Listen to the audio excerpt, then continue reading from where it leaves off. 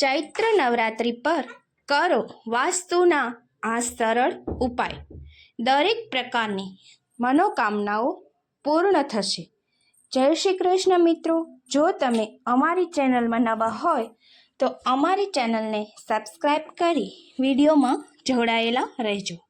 મિત્રો, ચૈત્ર નવરાત્રિના તહેવારનું હિન્દુ ધર્મમાં વિશેષ મહત્વ છે. નવરાત્રિના સતત 9 દિવસ સુધી દેવી દુર્ગાની પૂજા કરવામાં આવે છે અને ઉપવાસ રાખવામાં આવે છે. ચૈત્ર નવરાત્રિના પ્રથમ દિવસે માતાજીની પૂજા અર્ચનાનો ઉત્સવ શુભ મુહૂર્તમાં કળશની સ્થાપના સાથે શરૂ થાય છે.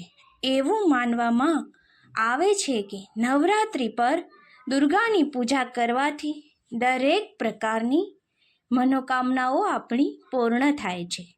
નવરાત્રિ પર માતાની કૃપા મેળવવા માટે અનેક પ્રકારના ઉપાયો અને પૂજા કરવામાં આવે છે. વાસ્તુ અનુસાર નવરાત્રિનો તહેવાર ઘરમાંથી વાસ્તુ દોષ દૂર કરવાનો શ્રેષ્ઠ સમય ગણાય છે.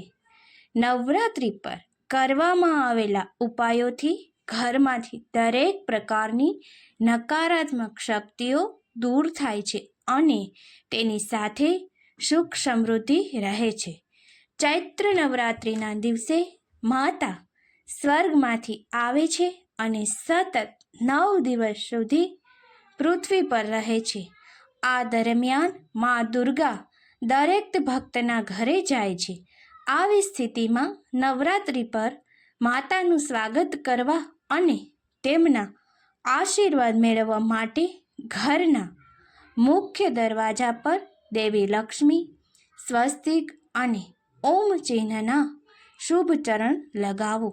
તેનાથી માતા દુર્ગા ખૂબ જ ખુશ થાય છે. નવરાત્રિના પ્રથમ દિવસે કળશની સ્થાપના કરતી વખતે મા દુર્ગાના પ્રથમ સ્વરૂપમાં શૈલપુત્રીની પૂજા કરવામાં આવે છે. નવરાત્રિ પર કળશની સ્થાપના કરવી એ ખૂબ જ શુભ માનવામાં આવે છે. વાસ્તુ અનુસાર કળશની સ્થાપના કરતી વખતે તેને હંમેશા ઉત્તર પૂર્વ કોણા પર જ કરવી જોઈએ. ઉત્તર અને પૂર્વ દિશાની વચ્ચે ઈશાન ખૂણ આવે છે. ઈશાનમાં તમામ દેવ દેવતાઓનો વાસ છે. તેથી ઈશાન ખૂણાની સફાઈ કરતી વખતે નવરાત્રિના પહેલા દિવસે કળશની સ્થાપના કરો, જેના કારણે ઘરમાં દેવી લક્ષ્મીનો કાયમ માટે વાસ રહે છે. નવરાત્રિમાં કન્યાઓની પૂજા અને તેમને ભોજન કરાવવાનું એ ખૂબ જ વિશેષ મહત્વ છે.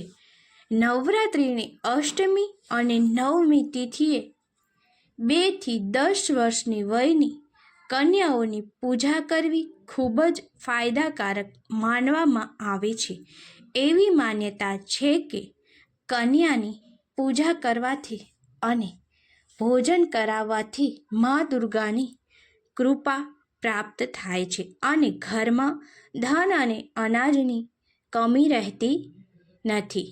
નવરાત્રિ પર માતાને પ્રસન્ન કરવા માટે ઘરના મુખ્ય દરવાજાની સામે રંગોળી અને તોરણનો દરવાજો અવશ્ય બનાવવો જોઈએ. તોરણ, દરવાજા અને રંગોળી ઘરની સુંદરતાની સાથે માતાના વિશેષ આશીર્વાદ આપે છે. તેથી જ નવરાત્રિના દરેક દિવસે ઘરના મુખ્ય દરવાજા પર કેળ અને આસોપાલવના તોરણ લગાવો. વાસ્તુ દોષ દૂર કરવા માટે ઉત્તમ માનવામાં આવે છે.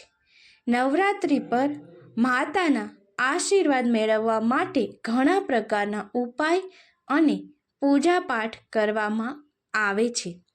વાસ્તુ અનુસાર નવરાત્રિનો પર્વ ઘરમાંથી વાસ્તુ દોષ દૂર કરવા માટે સૌથી ઉત્તમ માનવામાં આવે છે.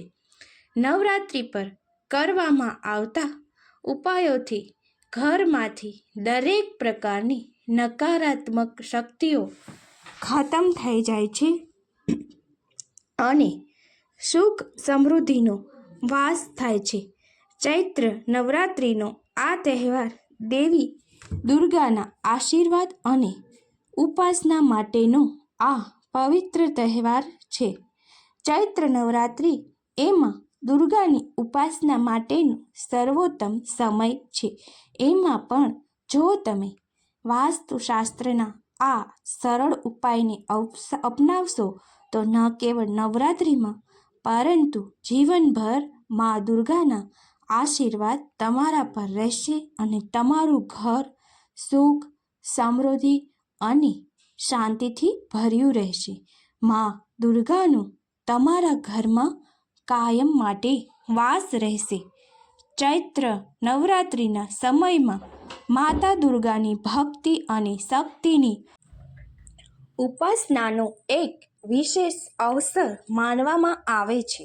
ભક્તજનો આ 9 દિવસમાં દુર્ગાના વિભિન્ન રૂપની આરાધના કરે છે, જેનાથી તે ધર્મ અને આધ્યાત્મિકતામાં ડૂબે છે. પુરાણો અનુસાર આ 9 દિવસમાં મા દુર્ગા પૃથ્વી પર આવે છે, જેનાથી આ 9 દિવસનું વાતાવરણ ભક્તિમય બની જાય છે. આ વખતે ચૈત્ર નવરાત્રિ 30 માર્ચ 2025થી શરૂ થશે અને 6 એપ્રિલ 2025 રામનવમીના દિવસેથી સમાપ્ત થશે. ચૈત્ર નવરાત્રિના દિવસે મા દુર્ગાની પૂજા અને ઉપાસના કરવામાં આવે છે. આ સમય દરમિયાન વિશેષ ઉપાયોના કેવળ માનસિક શાંતિ આપે છે, પરંતુ જીવનમાં સમૃદ્ધિ, સુખ અને બધી સમસ્યાનું સમાધાન કરે છે. વાસ્તુશાસ્ત્ર અનુસાર જો તમે આ વાસ્તુ ટિપ્સ અપનાવશો તો ચૈત્ર નવરાત્રિમાં તમને આશીર્વાદ તમે પ્રાપ્ત કરશો. આવો જાણીએ ચૈત્ર નવરાત્રિમાં અમુક વાસ્તુ ટિપ્સ જાણીએ. ચૈત્ર નવરાત્રિ દરમિયાન ઘરમાં શુદ્ધતા બનાવી રાખો. નવરાત્રિના સમય દરમિયાન ઘરની સફાઈ અને શુદ્ધતાને ખૂબ જ મહત્ત્વ આપવું જોઈએ. જ્યાં દેવી દુર્ગાનો વાસ હોય છે ત્યાં શાંતિ અને સૌહાર્દનું વાતાવરણ હોય છે. ત્યાં શાંતિ અને સૌહાર્દપૂર્ણ વાતાવરણ માટે આપણે ઘરમાં શુદ્ધતા રાખવી ખૂબ જ જરૂરી છે.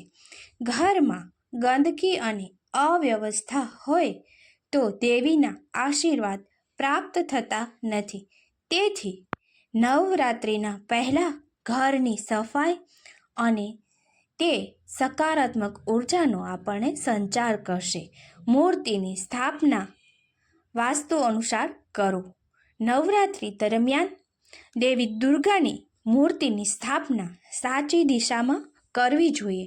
આ ઉત્તર પૂર્વ દિશા ઈશાન કોણમાં સ્થાપિત કરવાનું સર્વોત્તમ માનવામાં આવે છે. આ દિશામાં સ્થાપિત મૂર્તિથી દેવીના આશીર્વાદ તમને મળે છે. ઘરમાં ધન, સુખ અને સમૃદ્ધિ આવે છે. ઘરમાં તુલસીના છોડનું ધ્યાન રાખો. વાસ્તુ અનુસાર ઘરમાં તુલસીનો છોડ એ સકારાત્મક ઉર્જાનું સંચાર કરે છે. આ ચૈત્ર નવરાત્રિના સમય દરમિયાન તુલસીના છોડનું નિયમિત દેખભાળ અને તેને રોજ જળ અર્પણ કરવું જોઈએ. તે ઘરની ઉત્તર પૂર્વ દિશામાં રાખવો જોઈએ, જેથી દેવી દુર્ગાની કૃપા તમને પ્રાપ્ત થશે અને ઘરમાં સુખ શાંતિ બની રહેશે. નવરાત્રિ અનુસાર આ 9 પ્રકારના અનાજના તમે દાન કરો. વાસ્તુ અનુસાર નવરાત્રિના 9 દિવસો આપણે 9 પ્રકારના અનાજના દાન કરવા જોઈએ, જે શુભ માનવામાં આવે છે. આ સમય દેવી દુર્ગા પ્રસન્ન થાય છે અને ઘરમાં ધનની વર્ષા થાય છે. તેથી વિશેષ રૂપથી જીવનમાં પૈસાની તંગીથી છુટકારો મળે છે. તો તમારે આ 9 દિવસમાં અલગ અલગ 9 પ્રકારના અનાજના દાન કરવા જોઈએ. મુખ્ય દ્વાર પર સ્વસ્તિક લગાવવું. વાસ્તુ અનુસાર ઘરના મુખ્ય દ્વાર પર સ્વસ્તિક કે ઓમનું ચિહ્ન બનાવવું એ ખૂબ જ લાભકારી માનવામાં આવે છે. આ સમયે સંજીવની શક્તિનું રૂપ માનવામાં આવે છે, જે ઘરમાં પ્રવેશ કરવાવાળી નકારાત્મક ઉર્જાને તે રોકે છે અને સકારાત્મક ઉર્જાનો તે પ્રવાહ વધારે છે. દીપ જલાવો અને શંખ વગાડો. નવરાત્રિના 9 દિવસ આપણે દીપ જલાવવો જોઈએ અને શંખ વગાડવાથી ઘરમાં સકારાત્મક ઉર્જા વધે છે. દીવો પ્રગટાવવાથી ઘરમાં સુખ સમૃદ્ધિનો વાસ થાય છે અને શંખના ધ્વનિથી વાતાવરણમાં શુદ્ધિ થાય છે. રોજ રાત્રે દેવી દુર્ગાની સામે દીવો પ્રગટાવી અને આરતી કરી શંખ વગાડવો જોઈએ. રોજ દુર્ગા સપ્તશતીનો પાઠ કરો. ચૈત્ર નવરાત્રિના દિવસે દેવી દુર્ગાના પૂજન કરવાનો વિશેષ લાભ છે. દરેક દિવસે સપ્તશતીનો પાઠ કરવો તેથી ઘરમાં પૂજા સ્થાન પર બેસી અને શ્રદ્ધા ભાવથી તેનું પઠન કરવું જોઈએ. મા દુર્ગાના આશીર્વાદ ઉપરાંત ઘરમાં ધન, સમૃદ્ધિ અને શાંતિનો વાસ થશે. આ ઉપરાંત મિત્રો, ચૈત્ર નવરાત્રિના આ નવરાત્રિ એ આપણો પવિત્ર તહેવાર છે, તો એ સમયે આપણે અમુક નિયમોનું પણ ખાસ પાલન કરવું જોઈએ. ચૈત્ર નવરાત્રિના દિવસે આપણે અમુક વસ્તુઓ ઘરમાં લાવવી એ ખૂબ જ શુભ મનાય છે અને અમુક વસ્તુઓનું ખાસ ધ્યાન રાખવું જોઈએ, જે આપણે આગળ જાણીએ. વાસ્તુના નિયમ અનુસાર માતા દુર્ગાની મૂર્તિને લાકડાની બનેલી ચોકી પર વિરાજમાન કરવી જોઈએ અને મૂર્તિ નીચે ખાસ કરીને લાલ રંગનું વસ્ત્ર રાખવું જોઈએ. પૂજામાં અમુક રંગોનું ખાસ મહત્વ છે. નવરાત્રિની પૂજા દરમિયાન આપણે થોડાક રંગોનું ખૂબ જ શુભ માનવામાં આવે છે. વાસ્તુ અનુસાર પૂજાની સામગ્રીમાં ખાસ રીતે લાલ અને પીળો રંગ હોવો એ ખૂબ જ જરૂરી છે. આ વાતનું ખાસ ધ્યાન રાખવું જોઈએ કે આ સામગ્રીમાં ક્યાંય પણ કાળો રંગ આપણે લાવવાનો નથી. કાળો રંગ એ અશુભ માનવામાં આવે છે. વાસ્તુ અનુસાર માતાની કઈ છબી એ સૌથી ઉત્તમ ગણાય છે? વાસ્તુ અનુસાર પૂજા કરવા માટે તમે માતાજીની મૂર્તિ સ્થાપિત કરો છો તેની પ્રતિમાની ઊંચાઈ ખૂબ જ વધુ હોવી જોઈએ નહીં. તેની લંબાઈ 3 થી 4 ઇંચની હોવી જોઈએ. આ ઉપરાંત તે મૂર્તિના રંગની વાત કરીએ તો તેમાં હલકો પીળો, લાલ અથવા તો ગુલાબી રંગની મૂર્તિ માટે તે ખૂબ જ શુભ માનવામાં આવે છે.